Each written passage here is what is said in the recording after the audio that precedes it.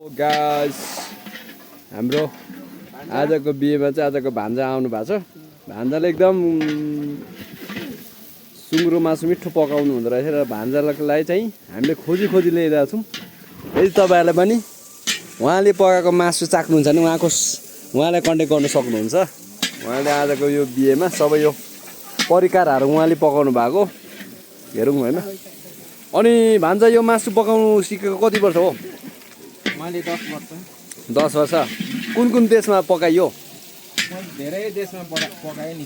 ए कुन परिकार पकाइन्छ मासुमा?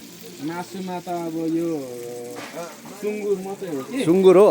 हजुर। यो खाडी मुलुकमा चाहिँ यो चल्दैन सुँगुर चाहिँ हो। हजुर। हाम्रै ठाउँमा मात्रै चल्छ। ल ल ल ल भान्जा ल ल ल भान्जा छुटेको भेट्छ है।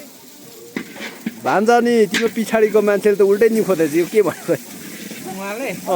उहाँले अब त्यस्तै हो।